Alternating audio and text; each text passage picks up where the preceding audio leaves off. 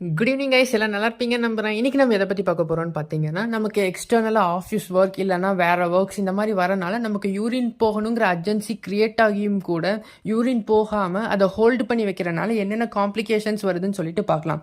First இதோட mechanism பற்றி பார்த்துடலாம். கிட்னியிலிருந்து கலெக்ட் ஆகிற வேஸ்ட் வாட்டர் பார்த்தீங்கன்னா நம்ம யூரினரி பிளேடரில் ஸ்டோர் ஆகும். யூரினரி பிளேடரோட கெப்பாசிட்டி பார்த்தீங்கன்னா 500 ml.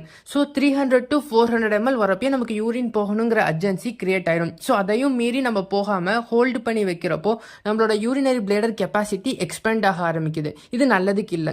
இதே மாதிரி தொடர்ந்து நமக்கு எக்ஸ்பேண்ட் ஆகிட்டே இருந்துச்சுன்னா நம்மளோட எக்ஸ்டர்னல் ஸ்பிங்டர் மசில்ஸ்னு சொல்லக்கூடிய மசில்ஸ் வீக் ஆக ஆரம்பிக்கும். ஸோ இது இந்த மாதிரி வீக் ஆகிறப்போ ஆட்டோமேட்டிக்காக நமக்கே தெரியாமல் யூரின் பாஸ் அவுட் ஆக ஆரம்பிச்சிடும்.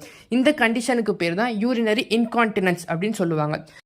நம்ம யூரின்ல இருக்க மினரல்ஸ் எல்லாம் கிறிஸ்டல்ஸாக ஃபார்ம் ஆகி அதுதான் ஸ்டோனாக மாறும். இதை தான் கிட்னி ஸ்டோன் அப்படின்னு நம்ம சொல்கிறோம். நெக்ஸ்ட் காம்ப்ளிகேஷன் பார்த்தீங்கன்னா யூடிஐ அப்படின்னு சொல்லக்கூடிய யூரினரி ட்ராக் இன்ஃபெக்ஷன். இதோட காம்ப்ளிகேஷனாக நமக்கு வரலாம். இதுக்கு அடுத்த கண்டிஷன் பார்த்தீங்கன்னா நம்ம சிரிக்கிறப்போ இல்லை தும்முறப்போ நமக்கே தெரியாமல் யூரின் பாஸ் அவுட் ஆகும்.